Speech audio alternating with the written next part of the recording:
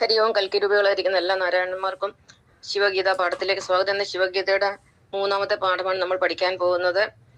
ഞാൻ നിങ്ങളുടെ സ്വന്തം ഷീലായപ്പോൾ ഞാൻ വിഷ്ണുയോഗിയാണ്. ഒരു വിഷ്ണുയോഗി എന്ന് പറഞ്ഞാൽ പ്രപഞ്ചത്തിലെ ഓരോ ആറ്റത്തിലും ഓരോ തന്മാത്രയിലും ഓരോ കോശത്തിലും ഭഗവാൻ വിഷ്ണുവിനെ കാണുന്ന ആളാണ്. ജലേ വിഷ്ണു, സ്ഥലേ വിഷ്ണു, വിഷ്ണുരാകാശം ഉച്ചതേ, സ്ഥാപരം ജംഗമം വിഷ്ണു, സർവം വിഷ്ണുമായ ജഗത്തി പ്രപഞ്ചം മുഴുവൻ പ്രപഞ്ചനാഥനായ നാരായണനെ കാണുന്ന ആളാണ് വിഷ്ണുയോഗി. ഹനുമാനെ പോലെ എന്റെ ഹൃദയം തുറന്ന് കാണിക്കാൻ പറ്റുമായിരുന്നില്ല. എന്റെ ഹൃദയത്തിൽ നിങ്ങൾക്ക് രണ്ടുപേരെ കാണാം. ഒന്ന് പ്രപഞ്ച പിതാവായ നാരായണനും മറ്റൊന്ന് പ്രപഞ്ച മാതാവായ ഭൂമിദേവിയും. അതിൽ സകല പ്രപഞ്ചവും അടങ്ങിയിരിക്കുന്നു. ഇന്ന് നമ്മൾ പഠിക്കാൻ പോകുന്ന വിഷയം ശൈവാരാധനയുടെ ലീലാവിലാസങ്ങളാണ്. ഇതിനായിട്ട് നമുക്ക് ആദ്യം പഠിക്കാനുള്ളത് നമ്മുടെ പ്രപഞ്ചനാഥനായ നാരായണനെ കുറിച്ചാണ്, നമ്മുടെ സൃഷ്ടാവായ നാരായണനെ കുറിച്ച്. നമ്മളെല്ലാം അമ്മയുടെ ഗർഭത്തിൽ ജനിക്കുമ്പോൾ അതിസൂക്ഷ്മമായ ഒരു ഏകകോശ ജീവിയായിരുന്നു. അതിന് 280 ദിവസം കൊണ്ട് ഒരു പൂർണ്ണ ശിശുവായി സൃഷ്ടിച്ചത് ആരോ, ആ ഒരു ശക്തിയാണ് നാരായണൻ എന്ന് പറയുന്നത്. അതൊരു വ്യക്തിയല്ല, അതൊരു ഊർജമാണ്.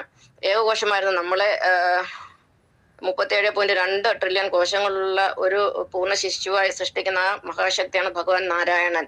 ആ ഭഗവാൻ നമ്മളിലെല്ലാം ഒരുപോലെ ഇരിപ്പുണ്ട്. നമ്മളിൽ മാത്രമല്ല സകല പക്ഷിമൃഗാദികളും വൃക്ഷലതാദികളും ജീവനുള്ള സകലത്തിലും ഭഗവാനുണ്ട്. അതിന് യാതൊരു സംശയവും ജീവനില്ലാത്തവയിലും ഭഗവാനുണ്ട്. രണ്ടാമത്തെ കാര്യം നമ്മൾ പഠിക്കാൻ പോകുന്ന ഭഗവാന്റെ സൃഷ്ടികളെ കുറിച്ചാണ്. ഭഗവാൻ ഈ ഭൂമിയിൽ 2 തരം സൃഷ്ടികളാണ് ചെയ്തിരിക്കുന്നത്, ജീവൻ ഉള്ളവയും ജീവൻ ഇല്ലാത്തവയും. ജീവൻ ഉള്ളവയെ നമ്മൾ ദൈവം എന്ന് വിളിക്കുന്നു, ജീവൻ ഇല്ലാത്തവയെ നമ്മൾ ദ്രവ്യമെന്ന് വിളിക്കുന്നു. ദ്രവ്യത്തിലും ഭഗവാനുണ്ട്, ദൈവത്തിലും ഭഗവാനുണ്ട്. നമ്മളെല്ലാം ജീവനുള്ളവയാണ്. കൊണ്ട് എല്ലാ മനുഷ്യരും, ഭൂമിയിൽ എത്ര മനുഷ്യരുണ്ടോ, എത്ര പക്ഷിമൃഗാദികളുണ്ട്, വൃക്ഷലതാദികളുണ്ട്, ഇവയെല്ലാം ദൈവമാകുന്നു. പ്രത്യേകിച്ച് മനുഷ്യനാണ് ദൈവത്തിന്റെ യഥാർത്ഥ രൂപങ്ങള്. അപ്പൊ നമ്മളെ 2 തരത്തിലുള്ള ദൈവമായിട്ടാണ് ഭഗവാൻ സൃഷ്ടിച്ചിരിക്കുന്നത്, നന്മയുടെ രൂപമായിട്ടും തിന്മയുടെ രൂപമായിട്ടും.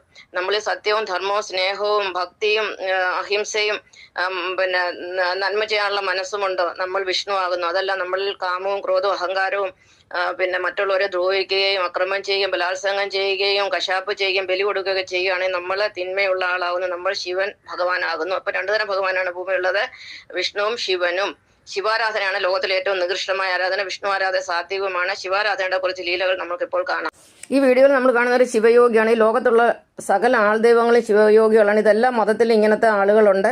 ഇവർ തങ്ങളുടെ കാലുകൾ മറ്റുള്ളവരെ കൊണ്ട് കഴിയിക്കുകയും വേണമെങ്കിൽ ആ വെള്ളം കുടിപ്പിക്കുകയും ചെയ്യും. സകല ആചാര അനാചാര ദുരാചാര ആഭിചാരങ്ങളെല്ലാം ഇവരാണ് ചെയ്യുന്നത്. ഇവർക്ക് ദൈവത്തിനെ കുറിച്ച് യാതൊരു അറിവുമില്ല, ബോധവുമില്ല.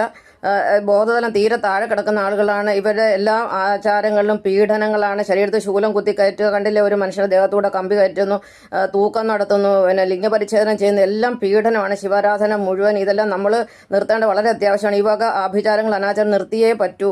ഈ ആചാരത്തിനും അനാചാരത്തിനും എതിരായി കഴിഞ്ഞ യുഗങ്ങളിലെ പോലെ, കഴിഞ്ഞ ജന്മത്തിലെ പോലെ സുദർശനം എടുക്കാനോ ചാട്ടവാർ എടുക്കാനോ ഉള്ള അധികാരം എനിക്കുണ്ടായിരുന്നു. ഞാൻ ഇവരെല്ലാം അടിച്ചൊതുക്കി ഞാൻ ഒരു പരുവമാക്കി എല്ലാത്തിനും പാതാളത്തിലോട്ട് ചവിട്ടി താഴ്ത്തിയേനും. സത്യം.